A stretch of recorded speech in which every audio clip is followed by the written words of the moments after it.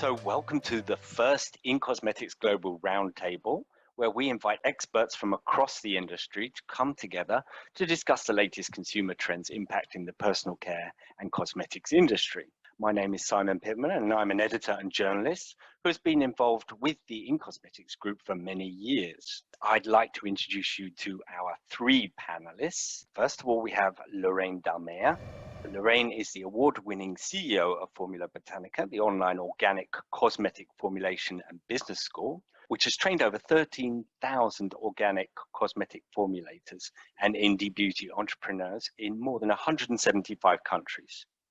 Voted the most influential person in natural beauty for 2020 and awarded the Digital Achiever of the Year award for the cosmetics industry by Google, Lorraine is on a mission to teach the world to formulate. Hi, Lorraine. Do you just want to say a quick hello? Hi, everyone, and thank you so much for having me. I'm really looking forward to this panel. Next up, we have Dr. Claudia Aguirre, who is the neuroscientist and wellness advisor. She's also a skincare expert and specializing in the connection between the mind and body. She's a celebrated TEDx speaker, TED Ed educator, and international scientific consultant and advisor in the health and wellness industries. Welcome, Claudia. Hello, everyone. It's a pleasure to be here. I'm happy to take questions as well. And next up, we have Jo Chidley, who is founder of Beauty Kit.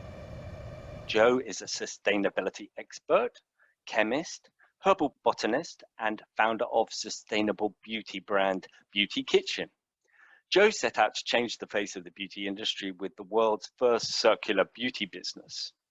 Among her achievements and award accolades, Jo has been instrumental in developing the world's first closed-loop solution and beauty packaging, and launched in the UK's first beauty kitchen refill station in Boots, Stores of the Future in Covent Garden recently.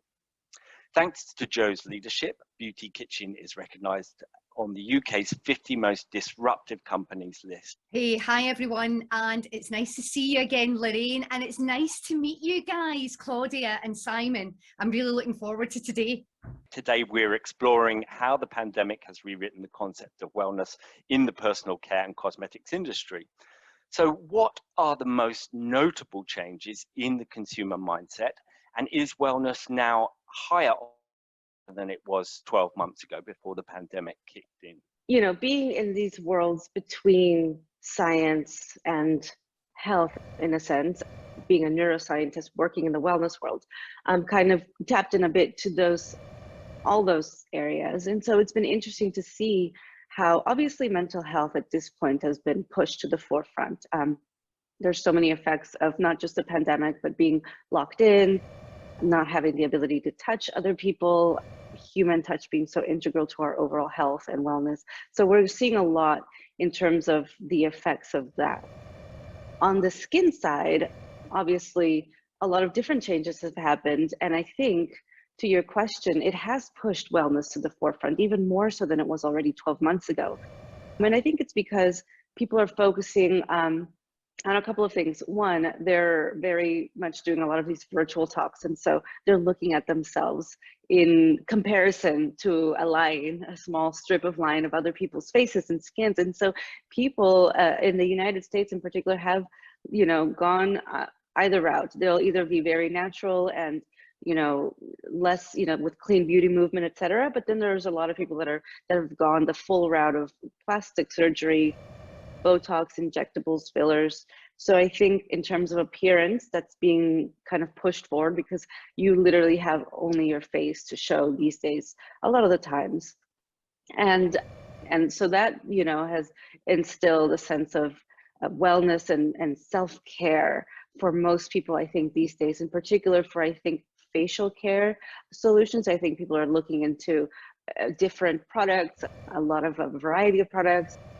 Sustainability is also still at the forefront. I think it was a big issue and then it actually got pushed, to the side a little bit during the pandemic, but I think it's coming back. So I think those are kind of the main areas that I'm seeing in terms of changes as of, 2020 to this year. Thank you, Claudia. Jo and Lorraine, have you noticed any specific changes that, in addition to what Claudia has mentioned? Yeah, I mean, just to build on that, I think you're right. What's happened is there was a build-up around the environment, around the planet, around how people interact with that. And we then had the pandemic. But I think what that's done is, although we've got that as a backdrop, it's really got people to think around their interaction with their local natural world, whatever that might be. And that can be from, I live in an apartment and I don't have access to anything within the natural world, to someone being more appreciative of where they live and the surroundings that they have. I think the science and the research that's obviously coming out around why did the pandemic happen in the first place, and how do we have preventative methods of making sure that doesn't happen again, or if it does, how do we, use our experience over the past 12 to 24 months. What's been interesting is there was actually a talk yesterday on BBC 5 Live, and it was Gillian Tett, who's the Financial Times editor, but she's also an anthropologist. And she was basically saying that with some of the other pandemics that have happened in other areas of the world, so Ebola in Africa, for example, what they had realised through the research is that there is a strong link between social science and Western medicine science. And what then happened when COVID appeared was that they forgot those learnings, and it's taken us a lot longer to realize that there's a strong link between human beings and how we interact with the world, and then when pandemics or emergency things happen that are impacting our health. What I think is great is that it really has brought to the forefront that linkage between your mind and your body. And I mean, I'm not a neuroscientist, but I'm fascinated by what Claudia will have, to say in this, because I think we're taking more time. And when we take more time, ultimately, that gives us a better idea of mindfulness and our own well-being. It's taking the pleasure in those small things, whether that's eking out, the perfect cleanser or moisturizer with the ingredient that you want, all the way through to, being Zoom ready. Just to jump in then, I mean, those were two amazing answers. I purposely wanted to go last as well, because of course I don't deal with consumers, I deal with formulators. So we train up the people who make the products to go to consumers. But I mean, I couldn't agree more with what both of you have said. Our worlds have shrunk quite dramatically. I've certainly felt it. And I think a lot of people have treated their beauty products in a way of bringing that wellness, that treatment at home, that spa experience that they can't go out to get, and brought it into their own sort of inner circle. And we've certainly seen that with the formulation community, because a lot more people have sort of thought to themselves, oh, hang on a minute, well, I can't go out and buy these products. I'll learn to make them for myself. I mean, we grew by 85% last year. I had to hire 25 new staff members. It was an intense year, let me tell you. But as a result of that, all these people basically said, I want to empower myself with the skills to bring that beauty experience into my home. And that's been amazing to see, because I think that well-being component also comes from connecting with the botanicals, the organics, that wonderful feeling that you get when you're actually using and making natural skincare and hair care and makeup products. So that's been my experience anyway. So the pandemic has really turned the industry on its head, and trends evolved, changed. Some trends have been supercharged, some trends have been left by the wayside. So what are the notable trends that are affecting the beauty industry that you've experienced? I mean, we don't do colour cosmetics, but we obviously know that even before the pandemic, colour cosmetics was in decline in most of the mature markets. And it significantly declined because, everyone was working from home. And although you maybe had to be Zoom ready, you certainly didn't necessarily have to wear as much makeup as previously you would have if you were going to the office. I think the other side, so that's the decline in market, and I know that a lot of big businesses that are in that area have had to reconnect and re-engage. How do they get, how do they get the sales and re-engage with that customer and reconnect? When it comes to, everything outside of colour cosmetics, I think the big changes for me that I've seen is that a lot of drive has been direct to consumer. And we're a small indie brand that has grown the majority of its business through retailers and bricks and mortar retailer. So we really had to change, our direction and focus. But there was the traffic, people were looking for great skincare and natural skincare, which, I just get really passionate about. And I know that you guys will as well. So I won't go on my soapbox, but I think it's that connection with nature and what is in, your formulations. Can you be really transparent? Can you tell me everything about your business? And the way that we describe it is people, planet and profit. It's B Corp standards, it's cradle to cradle principles, and what Beauty Kitchen do to stand apart and have a USP alongside everyone else that is selling products is around reusable packaging. And that's where the sustainability message comes in. It's still a relatively new thing, reusable packaging, even though it's not a new thing. We've just forgotten and fallen out of love with it. And that's really what I've been trying to do. The great thing is that our customer base and other people in the industry, because we try to support, anyone else that wants to use reusable packaging, because it's not just for Beauty Kitchen. The reusable packaging that we offer is for anyone in the industry, just to level up what is happening out there. So for me, it was about, ingredients and the transparency within your supply chain. Why do those ingredients work? Why would I want to buy them? And can you tell me about the supply chain, the story that sits behind those active ingredients? And then the second thing, very clearly for us, was packaging. People just don't want plastic packaging anymore, and they are being really quite campaigning about it, which obviously is great for us, but we wanted to make sure that we supported, the industry and other people that want to know, how do we change from the packaging of old into something that's reusable? What about the other panelists? What sort of trends have you seen? Well, I just want to say, first of all, you're doing amazing work, Jo. Like, hats off to Beauty Kitchen. Go, it's fantastic to hear. I think it's really interesting to watch us have this conversation about wellness, because as you can hear, Beauty Kitchen is a great example. You've been incorporating wellness into what you do since your inception. And we've had over 13,000 students and graduates go through our courses. Thousands of them have launched brands. You can see loads of them behind me. And they have come to us not because they wanted to make products that make people more beautiful. They came to us because they wanted to learn to make products that made them feel good, that brought that element of wellness into their life. That has been in the indie sector since its inception, basically. That goes all the way back to, when indie brands first started. And I find it fascinating that the mainstream beauty industry is finally going, we should do something with this wellness thing, because, and I just want to get on my soapbox for a minute, the indie sector has been absolutely slammed by cosmetic chemists online for the last decade for making wellness claims around their products. So now we're watching the mainstream brands do it. And I've watched the articles come past, immuno cosmetics that boost your immune system. Where are these chemists who've been bashing the indie sector for years? They should be having kittens over these quotes.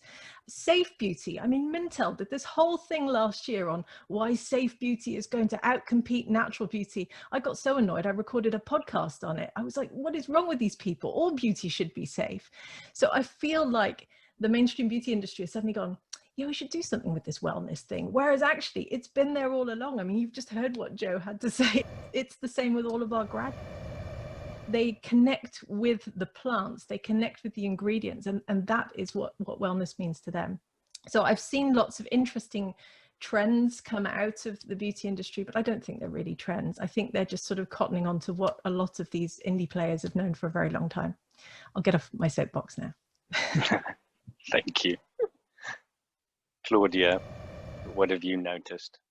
Yes, I'm just kind of echoing here what everyone is saying. And it's funny how you mentioned, the big brands are kind of now getting into this wellness thing, which is true. And I have to say that I have been contacted by big brands, and I normally do, to help them with to understand the wellness world, but also to help them create either products or communicate the education around what this could mean for something that is, has just been for so many years, just your basic kind of cleanser, shampoo, skincare, anything like that. So I can attest that that is a true thing that has happened. And in terms of wellness, the trends are always changing. And as you mentioned also, there might not be so much trends as sort of reconnecting with some other sectors.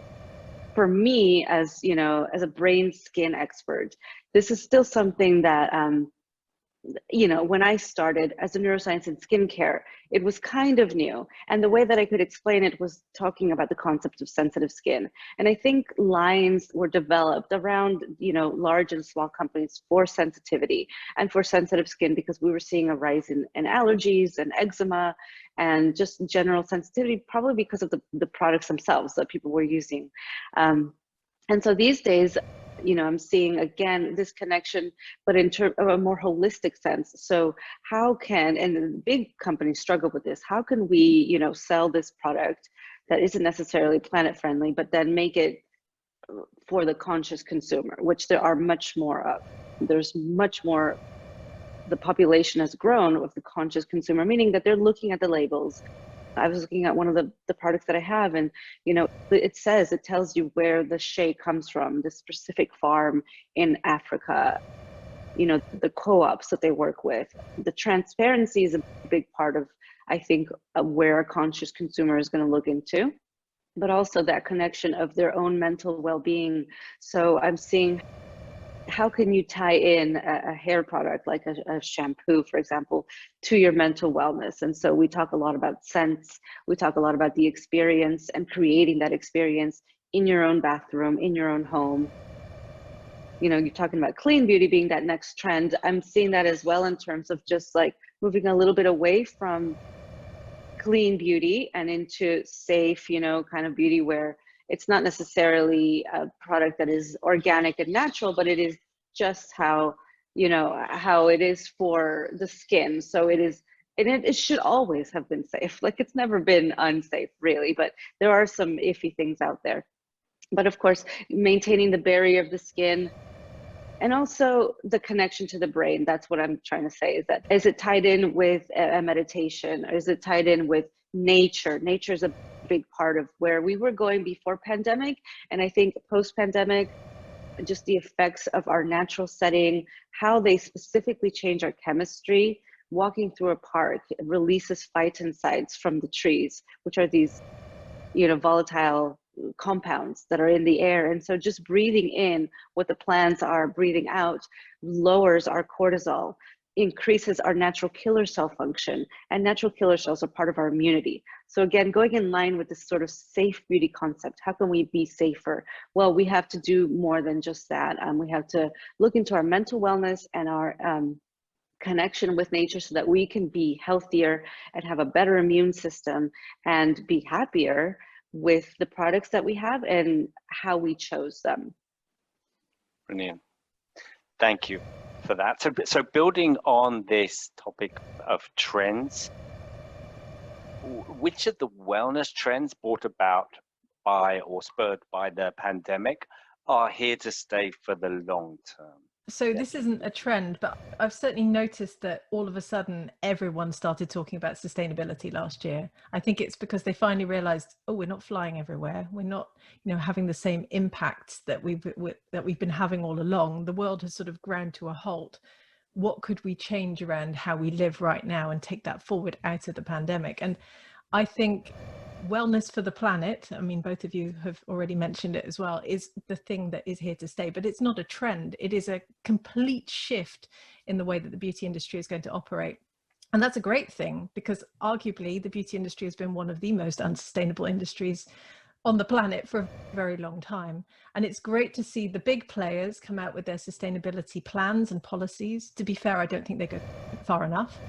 quite a lot of them are sort of saying, oh, well, we won't pay a living wage to our staff until 2030. You know, we're not going to be carbon neutral for another decade. There's a lot of work that they need to do and they need to bring forward, but they are talking about it, and that is a great thing. And again, the indie sector is moving along with that as well, but arguably a lot of them have already been thinking about those sustainability trends for a lot longer. So not a trend, a movement, and I think it's very much here to stay, and for the better, because the beauty industry needs to reinvent itself for the 21st century and get with the program, basically, because, you know, 120 billion units of packaging a year is just not okay. And consumers know that, we know that, and things are now going to change along those lines, which is a great thing. Great points. Yeah, if I just add to Lorraine as well. So the whole safe piece, the way that we sort of talk about it at Beauty Kitchen and Return, Refill, Repeat is safe and circular. But what we mean by safe is we mean that it is safe for human beings, which it always should have been, but it's also safe for the environment, which it hasn't been. Yeah, and I think that's where, you know, a lot of the times when we are driving our businesses and we're driving our storytelling, you know, a lot of the times it's easier to talk about the human interaction, you know, what's in it for me. And I think what's great is that the fact that we can now start talking about wider stories. The challenge is that then things can get missed and can get lost, or it can be miscommunication, or it can be eco-anxiety because there's so much information to be given. And are you then having a detrimental effect? And that's where we're big believers in multi-attribute sort of certifications, even if you don't necessarily certify. So if we take cradle to cradle, which their big thing is safe and circular. So not only is there material health in the formulations that you make for humans and the environment, but they also look at the social fairness aspect of it. So that's one of their key pillars, which goes down the supply chain, you know, in terms of the living wage. So you might be a UK beauty brand, but you probably get most of your ingredients outside of the UK. And this is where it has to be that depth of detail within supply chain and be transparent with your customers. You know, at the end of the day, we are working towards this. Take them on the journey with you so that you can then talk about it and they then understand it easier. So the safe and circular piece, the big thing that I would like, because a lot of the audience for In Cosmetics is going to be ingredient manufacturers. Yes, and for me, it's please, could you use multi-attribute certification, even if it's the principles. So for instance, the IFF, the Institute for Flavours and Fragrance, have just certified over 600 ingredients through cradle to cradle standards. That means if I'm using cradle to cradle ingredients, the work's already been done for me as a brand, you know. It's like then the supply chain, even if it's huge, becomes much smaller. And it means again that we're working collaboratively as an industry for the reasons that Lorraine talked about. We have to be more sustainable. It's not going to go away. And if we don't all do it together, it's never going to happen. Yeah, completely agree. You know, sustainability, it was frustrating for me personally last year because I saw that the return of things that were going away, single-use plastics.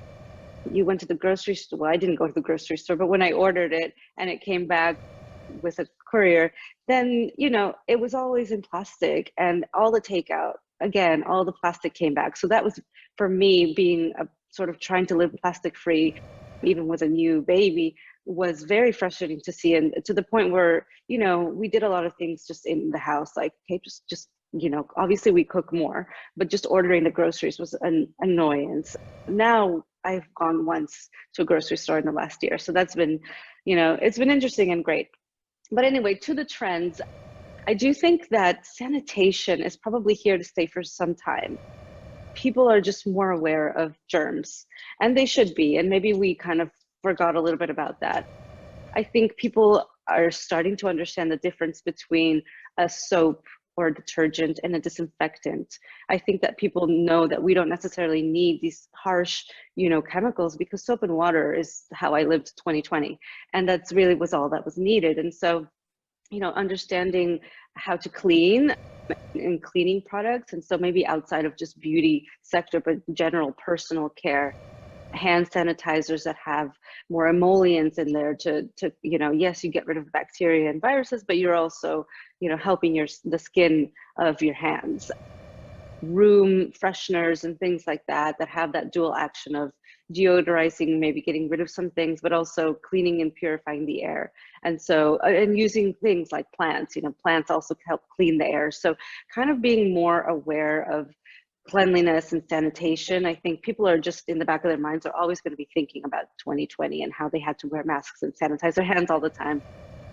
And I think new products are coming out to kind of blend that into their own areas, like whether it's prestige or perfume industry blending in with the cleaning products. I'm seeing that happen as well. And so I think sanitation and cleanliness is here to stay for some time. Okay, great.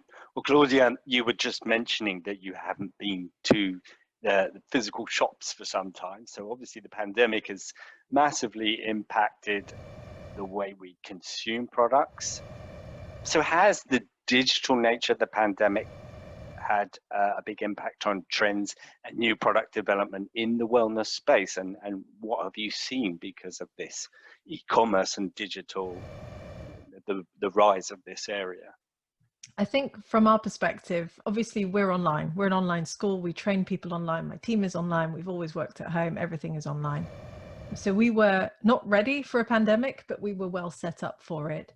And what I saw was that everyone started to just buy ingredients to make products for themselves. And I'm talking very much from the formulation sector here. I know obviously it's different from a consumer's perspective. So I look forward to hearing your thoughts on this, Claudia and Jo. But I was talking to ingredient retailers, the ones who repackage the big pallets into, 100 grams of this and 50 mils of that. And many of them saw their revenues quadruple overnight. They could barely keep up with demand. So from a formulation perspective, we've very much seen people go, you know what, I can do this for myself. I want to do this for myself. This is a skill I want to empower myself with. And the digital aspect of, the fact that we're all out here and everything is just at the click of a button has made life really easy for people to learn how to make their own products. So that's been really exciting to watch. In terms of new product development, a lot of people are still thinking about, as I said, the sustainability aspect, but also the skinimalism aspect I've seen very much come into conversations. I think that is a trend that will hopefully not be a trend as well, and will be here to stay, where people are thinking more about multifunctional, multi-purpose, longer lasting, made without water. I'm not going to say waterless because every product has a water footprint, and I get quite annoyed when people are going, my product is waterless, when I think about all the water used to grow the ingredients that went in there. But bars, etc., solid products. And I think that is very much, that's been a big driver in new product development. So that's what I've seen from the formulation aspect in the indie sector anyway. Yeah, Sure. I mean, I can just echo that. So when it comes to NPD for us, we always had bars, but we've extended the range of bars that we have. And the reason why, so from a formulation perspective, when you formulate, it is obviously easier to formulate generally without water. Yeah, so if you're formulating a facial oil, for instance, it's self-preserving. And thank you, Lush, for, giving us that phrase. I love it. So when it comes to bars, it's a very different way of doing things. When you're doing anything that's emulsions, it's a different way of doing things. At Beauty Kitchen, what we always wanted to do was give the customer choice when it came to packaging. And that's why we've always had a bar range, but we also have the option to have it in liquid format. So if we want to call it liquid soap as an example, or liquid shampoo. And I think for me, that's what's been great, is that when we first started out, nobody wanted to hear any of my nerdiness on sustainability and packaging. I had to stop talking about it. Yeah. And actually, I leave my dignity at the door if it's the right thing for my business. Yeah. Because in the background, I was doing sustainability through stealth. If we fast forward to 2020 and 2021, what's been great is that apparently I'm an expert, And I don't really think I am. I think I've just been immersed in it for such a long time because I was stubborn in not wanting to let this go.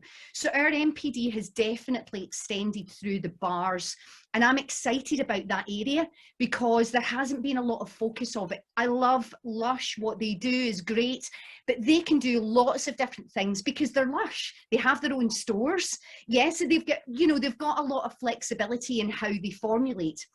I think there's going to be more and more push for more natural ingredients, for more natural biotech ingredients, because I do believe that the resources, when you think about the way bars are made in comparison to others, is that you do use less resources for that. And I think that's a really interesting piece because, you know, I'd rather not waste anything because, you know, it's wasteful, but it's also this idea, which is part of our liquid products, if you like, from an MPD perspective, is looking at waste ingredients and how that's then used within formulation. I think there's been a huge drive of that over the past, you know, 12 to 24 months. Whether that's been driven by the pandemic, I'm not sure. I think we were already on that journey, but I think people really look at, you know, something like their smoothie and they're then thinking, well, actually the waste from that is a great active ingredient for a facial oil, and getting that connection with the customer, whether they make it themselves, which we encourage, or whether they buy an off-the-shelf product, you know, it doesn't matter because they're making that connection. Yeah, no, all really great points. And, you know, just to echo, this DIY movement is here to stay. And, you know, as Jo mentioned, you have that connection when you do it yourself, whether you're baking a banana bread, which everybody seemed to do in 2020, to, you know, trying to make your own little facial cream or cleanser. So yeah, that's it. I mean, everything's been said. Great. Thanks a lot, Claudia. So on to the next question, and health has notably been top of people's minds during this time. How has this impacted decisions regarding new product development? What have you seen on this side? We didn't have an antibacterial or hand sanitizer range until, you know, the pandemic. It was there in our little, we'll get to that at some point.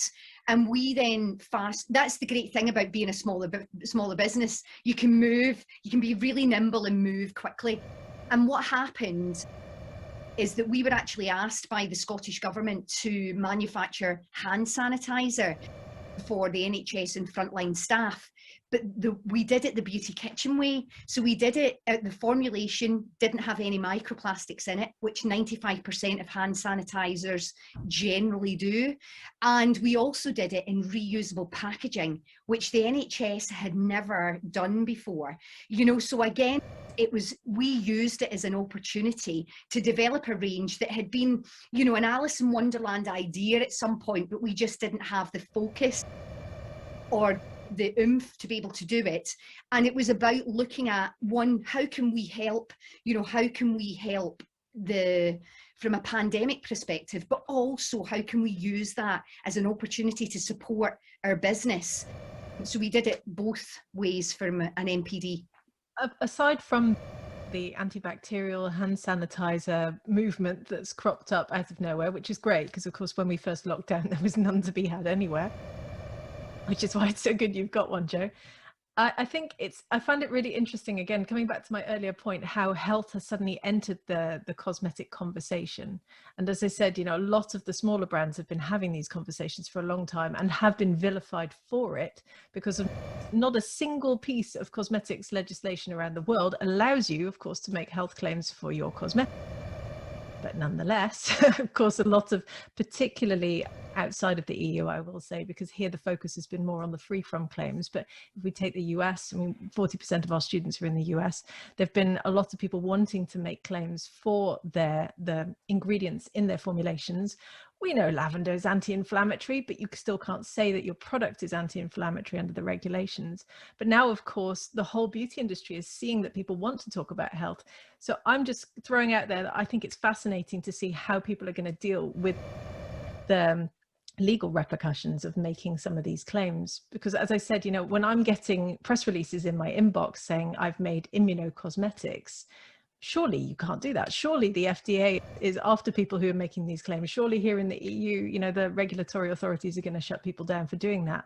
But I think that the beauty industry as a whole is realizing that consumers want to combine these two very important topics, which is of course why we're talking about wellness today. So I'm going to be fascinated to see what happens. And then in terms of product development, I think, I mean, I've seen, you know, working with the smaller companies, how product development had sort of slowed down because the chemists weren't in the labs. So there was a little bit of that, you know, lag time, but then there's demand still happening from the consumers that still needed some different things. And one of the companies that I work with, which is great to hear you, Jo, talk about this, because it's a B Corp, it's very much circular beauty. We're writing sort of a manifesto around all this. They also came out with, you know, a hand sanitizer that they were providing to the healthcare workers. So that was really nice to see how, you know, it was just like given away to the frontline workers. And so that had to be done very quickly. So new product development got pushed, you know, for top of the line. It wasn't something around something like beauty. It was more of like this immediate health need. So I think a lot of brands like yourself, you know, you've created a product that because of the need. And so the pandemic had that in terms of the health needs. I think it's probably just taught generally, you know, formulators and product developers and, you know, big companies even, how to move very swiftly and to be still kind of nimble about this, because at any moment something could change in the world that does affect all of us. And so they have to be kind of ready to create new products or to stop what they're doing and do something different. Yeah, and can I just add to that, Claudia? So what I found really interesting when we were doing the hand sanitizers is that it was hard to get a hold of the ingredients. And what's happened is there's been a collaborative approach between, you know, the alcohol drinks industry and, you know, other industries. But again, from a sustainability perspective, that's just wonderful to have that collaboration, not just within one industry, but across other industries, and learn how to work together. And that's, for me, I just think this is it's great to be here in this new world. I just don't want us to forget about it. Thanks, Jo. So this next question is pretty interesting. We've seen a big explosion in multifunctional claims, particularly in the skincare area in the past year or so. And what I'd like to ask you, the panelists, is have you seen a change in attitude towards ingredients or products that offer multifunctional benefits, specifically for physical and mental well-being? For me, it's always very challenging to kind of marry specific mental well-being with a product. It's hard to make that full transition. Is it really going to change your mood? It might a little bit.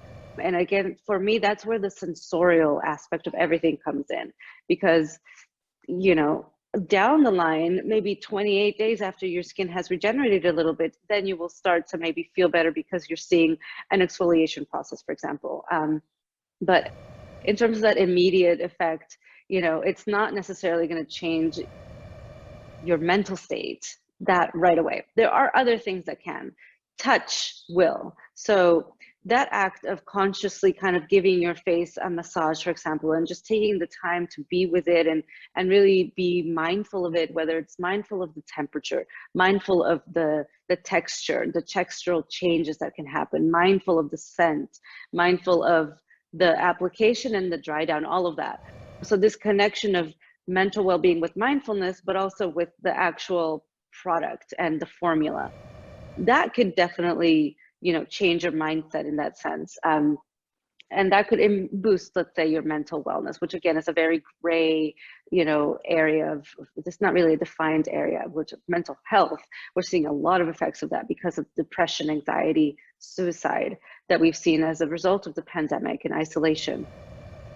And again, back to the sensorial aspect, probably fragrance houses have been doing this already, but just again, being very specific about how different scents can trigger different emotions, for example. So whether it's linked to a memory in the brain or whether it's just generally uplifting, you know, different essential oils have for many years been known to have different functions, whether it's energizing or not sleep inducing, but sort of anxiolytic is what we call it. So reducing stress and anxiety.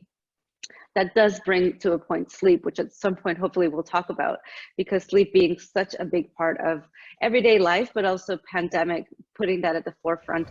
I'm on another panel for Women's Health magazine, and sleep was a huge topic of 2020 because people were either doing too much of it or just not getting enough. And so again, how to find that balance and re-regulate. And I think some skincare products, hair care products, whether it's wash on or leave on, can potentially help with sleep. And that does have a direct result on our mental health and wellness. I love the fact that you just brought up essential oils, because it's such a big part of the people in our community who formulate their own products. And I mean, they've known for such a long time that these oils can have an effect on the way you feel. So I love the fact that you were talking about mindful beauty, because I've certainly seen a lot more people talk about that over the last year or so. I saw a fascinating article actually on In Cosmetics Connect about a big chemical company that was even developing different polysaccharides that could release oxytocin in the body. So I think mood enhancing cosmetics is certainly a trend. I don't know how long it will be around for, but for as long as people still feel like they need to connect more, I think that will be something that we'll be seeing more of. But not much to add to what you had to say, Claudia. That was awesome.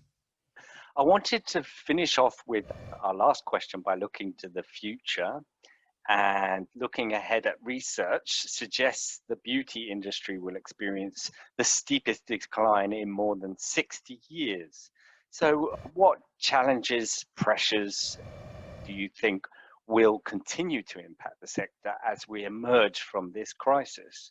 How do you see the industry evolving moving forward? Yeah, I mean, from an economical perspective, we know that's inevitable.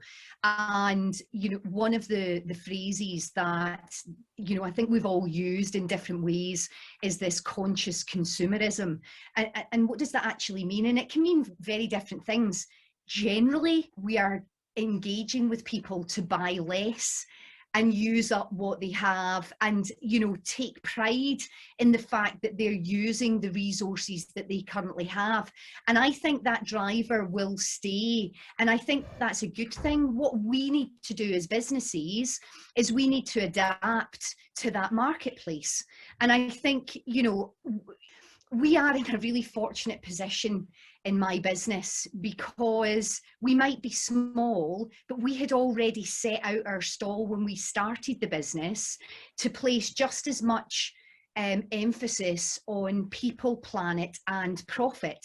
And the research is already there that if you do that, that your business will be future-proofed, and you are, I think it's something like 680 times more likely for your business to last longer than 5 years. And, I think in a competitive marketplace, if you can have sustainable products, alongside a truly sustainable business, and you're happy with the fact that the growth that you're getting is the right thing for your business, for your employees, and for your customer base, then just because it isn't double-digit growth and you're not in every single market, in every single store, that's okay. So I think that then comes back to your strategy. What is your strategy as, a beauty company? Our strategy has always been, so we're self-funded, we're bootstrapped, we've not taken investment. It's not to say that we wouldn't, and it's not to say that people haven't invested in us, where we've had, support of our business, not just from the end consumer, but from the retailers, other people in the industry. The network is huge. But I think we at the moment are in control of what we do. If we take investment, we're adding a variable into that. But as long as you're clear about what that investment is for and what the growth trajectory will be, if it's not all about the money, then it's different lenses that you're looking at. Whereas if you only look after the money, so that's how we look at it. Great outlook. Yeah, if I could just jump in there, I completely agree with everything you said, Jo. Fantastic. Because I think we've got into this habit of just consuming too much stuff. And it's like the big elephant in the room that the beauty industry doesn't talk about. I'm really glad we're talking about it here. And I know you do, Jo, which is awesome. But I went onto Clubhouse the other day. I was talking to the Sustainable Development Director of one of the biggest beauty brands in the world. And I said to her, what are you guys doing about reducing consumption? Because that is ultimately the best thing you can do from a sustainability perspective. And this is why I love Clubhouse, because there's literally nowhere to hide. She went completely silent and she went, "You stumped me. No one's ever asked me that question." I mean, one of the biggest companies in the world never even thought about it. And you're right, everyone is still trying to achieve infinite economic growth with finite resources, and it's got to stop in the beauty industry. The average woman has 16 beauty products on her bathroom shelf. Why?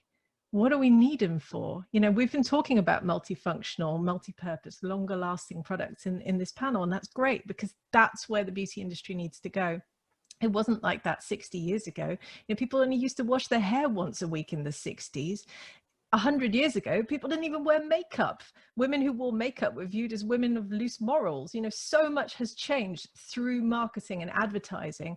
And we've got into this habit of thinking we need all these products, whereas actually we could formulate them for ourselves or for our businesses and take it down a notch, because ultimately we only have one planet and we've got to look after it. So I will get off my soapbox again. Brilliant. I enjoyed the soapbox. Thank you. Claudia. Sure. I mean, my personal perspective is echoing, the ladies here. It's just definitely sustainability is a movement here to stay. And, in terms of the future, we're just all a little bit more conscious about our own bodies, about our own mental health, and how everything that we do at the end of the day does affect our mental health, whether it's speaking to a person in person, or whether it's buying a brand that doesn't align with our values. I think we're just a little bit more sensitive to what that means, which I think is a good thing, because then we will be more conscious about how we interact with ourselves and with the world and with other people. Thank you. So we've come to the end of a very intriguing and highly valuable discussion today.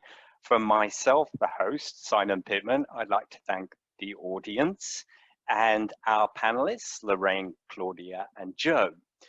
You can find out more about the future of the beauty and personal care industry and the most pressing trends impacting the industry at this year's In Cosmetics Global.